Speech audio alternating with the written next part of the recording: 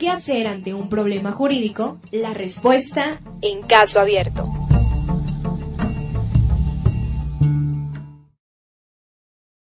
Ya estamos de vuelta, queridos amigos, en nuestro último bloque, así que aprovechen para los mensajes que gusten mandar con respecto a este tema que es tan importante, el perdón del ofendido en materia penal. Como bien lo dice la cápsula, una vez que se otorga el perdón, este debe de ser de manera expresa, se debe de manifestar que así lo voy a hacer, voy a realizar el otorgamiento del perdón o el perdón a la víctima. Entonces se tiene que hacer de manera expresa o tácita, como se dice, y de ahí se tiene que manifestar en una comparecencia por parte de él para que pueda afirmar el ofendido. Y vamos a continuar con el ejemplo que está dando el abogado. Sí, fíjense que efectivamente el otorgamiento de perdón se tiene que hacer personalmente o a través del representante y beneficia generalmente a todos los que se le está otorgando el perdón. Aquí lo debatible, y verán como no es tan sencillo, lo debatible es que cuando, como en el caso ¿verdad? Donde ya en el juicio la persona se ve perdida, el agraviado o la presunta agraviada se ve perdida y se da cuenta que no va a ganar el asunto porque ya se demostró que actuó con falsedad, con dolo, va y otorga el perdón, ¿sí? Entonces, ahí hay que hacer notar que sí, el otorgamiento de perdón es válido siempre y cuando tú lo aceptes. Es decir, ¿por qué? Porque en esos casos, ¿de qué me vas a perdonar? Si yo no te hice nada, si yo no he hecho nada. Para eso hay un juicio que se va a demostrar si soy inocente o soy culpable. Pero si tú vienes y en ese asunto en el que sí se concede el perdón, vienes y me otorgas el perdón, porque así pasó. En ese asunto en particular, se presenta la señora, otorga el perdón y se acabó. Cuando a mí me notifican es porque ya la señora se había presentado a otorgar el perdón y el caso estaba cerrado. Me digo, no, espérate. O sea, no me notificaste que la señora iba a comparecer a otorgar el perdón. Yo no estoy de acuerdo en que me lo otorgue, me lo conceda. Quiero que se siga el juicio. Y presenté un recurso de impugnación. No estuve de acuerdo con el perdón porque mi cliente no lo quería. Sí, ya había pasado por muchas etapas y efectivamente ganamos el asunto en el sentido de que mi cliente no quería el perdón. Se le dio continuidad al juicio y se le declaró absuelto. Se le demandó a la muchacha por falsedad en declaraciones judiciales. Tuvo que enfrentar su acusación porque era muy fácil, ¿verdad? Ir, presentar una denuncia falsa, presentar testigos falsos, como se hacía precisamente en el sistema tradicional de inquisitivo, de llevar a una persona a juicio, se le detenía y demás. Y ese era uno de los problemas que dio al traste con ese sistema. Entonces, vean ustedes cómo no es tan sencillo. Aun que ya sea llamado otorgamiento de perdón en el sistema judicial inquisitorio, en el que todavía se trabaja mucho, o en el nuevo sistema en el que me desisto de la acción penal, bueno, siempre y cuando no haya consecuencias para mí, yo sí me puedo negar a que se me acepte, a aceptar que se me otorgue el perdón o se desista de la acción penal. ¿Por qué? Porque ya me trajiste daños graves a mi persona. Es sencillo, ¿no? Sí. Interesante. Sí, muy interesante. A diferencia, por ejemplo, de un otorgamiento de perdón, estamos hablando sobre un delito de fraude. Cuando, por ejemplo, yo defraudo a una persona, los más comunes en este caso son los carpinteros que piden por adelantado, no realizan el trabajo, después se sienten los ofendidos y resulta que se presenta su denuncia por fraude, porque ese señor no quiso responder o hacer o entregar el material que le habían solicitado. Entonces se libra la orden de aprehensión, lo detienen.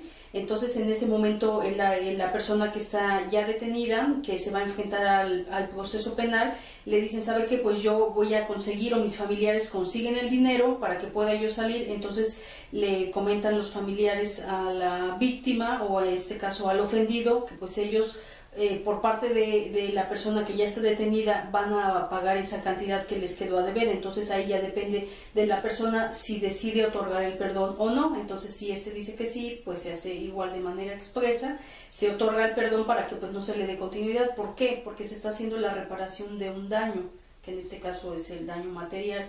La cuestión monetaria que se está exhibiendo, pues que esto se pudo haber prevenido, pero piensan a veces, o la gente pensamos que no se va a actuar. Entonces ahí se está hablando sobre un ejemplo de otorgamiento de perdón, sobre un tema que la persona sí lo acepta, y pues hasta ahí se termina el asunto. Entonces si después la persona se arrepiente que quería intereses o que quería más dinero, eso pues ya no se puede de alguna manera pedirle algo más a la persona, porque en ese momento es instantáneo, es de que te otorgo el perdón y ya no hay marcha atrás, ya no te puedes volver a dar otra opción o a querer más dinero.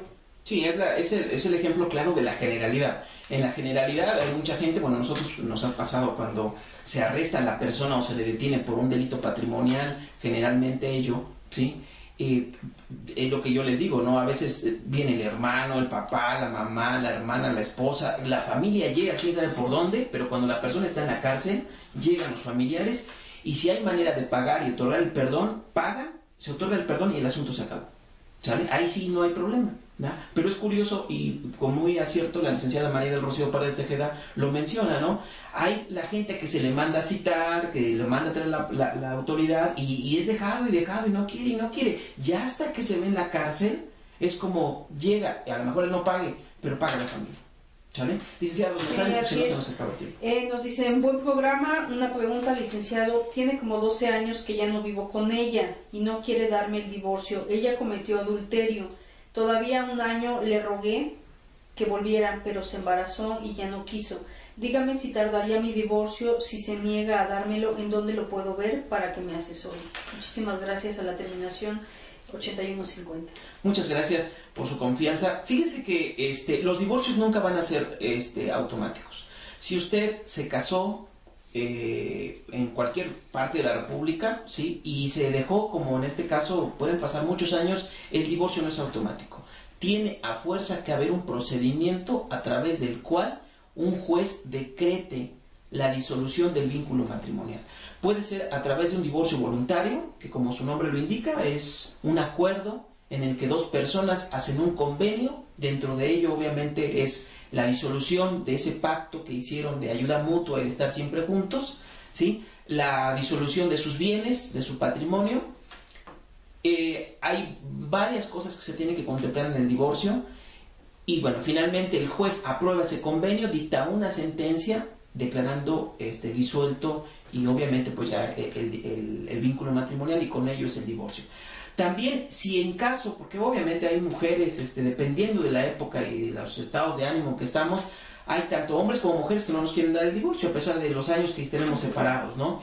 En ese caso hay el divorcio necesario, es decir, yo no necesito ni de tu firma ni de tu voluntad para que yo me divorcie de ti. ¿Por qué? Porque tú incurriste en este caso adulterio.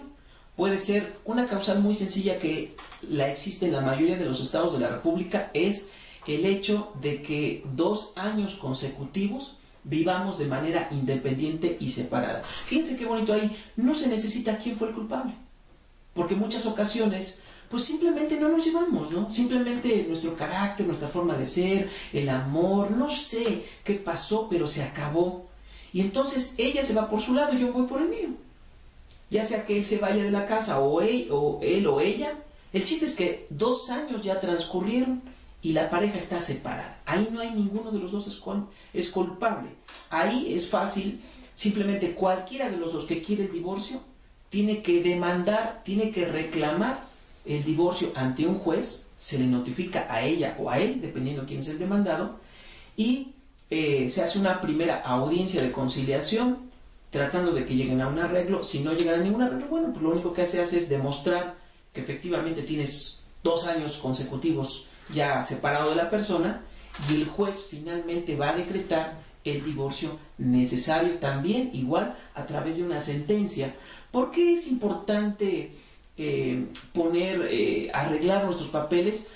Pues porque ustedes generalmente lo hacen en su vida, ¿no? Entonces, me ha pasado que hay parejas, por ejemplo, que pues ya están grandes de edad, tienen una jubilación y ya están con sus nuevas parejas. Entonces, si ustedes no han arreglado su situación, imagínense si fallece él, llega la esposa, antigua esposa, pero que todavía tiene acta de matrimonio, puede llegar a pelear una pensión, la pensión de esposa.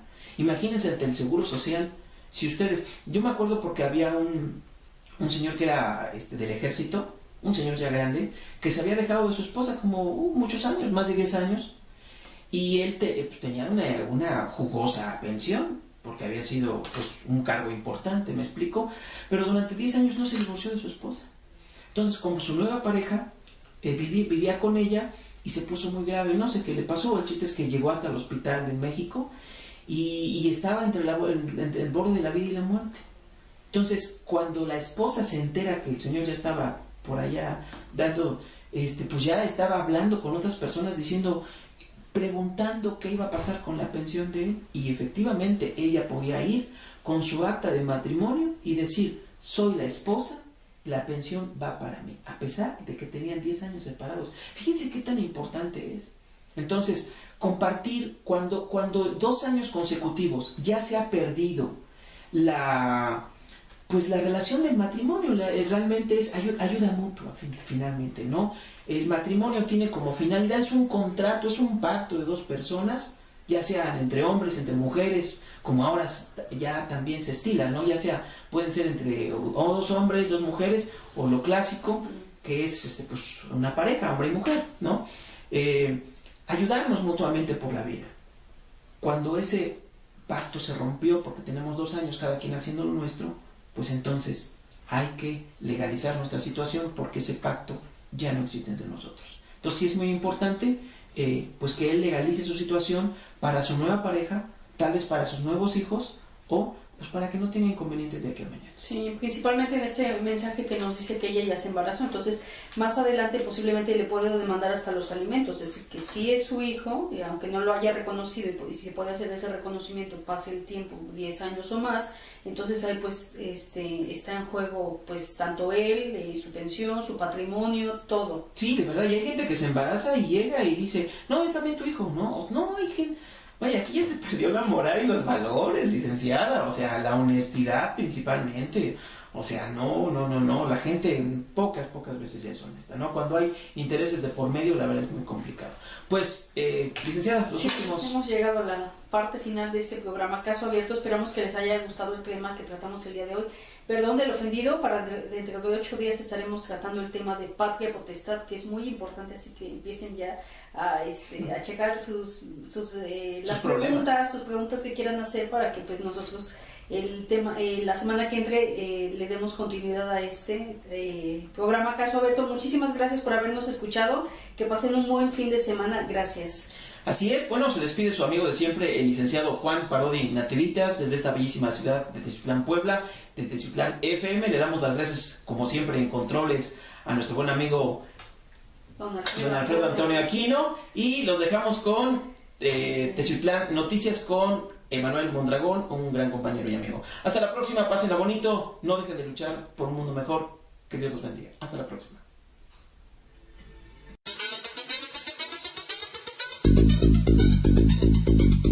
Por hoy, el caso se cierra. Caso Abierto, programa de asesoría legal y jurídica en un lenguaje directo y claro. Caso Abierto, una producción de 90.9. Siente el amor por Teciutlán FM.